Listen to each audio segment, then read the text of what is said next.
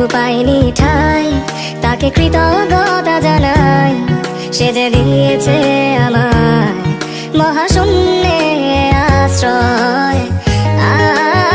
আমার সব অপূর্ণতায় যেন হয় আমার শূন্য পথের প্রতি শ্রেয়তম আশীর্বাদ।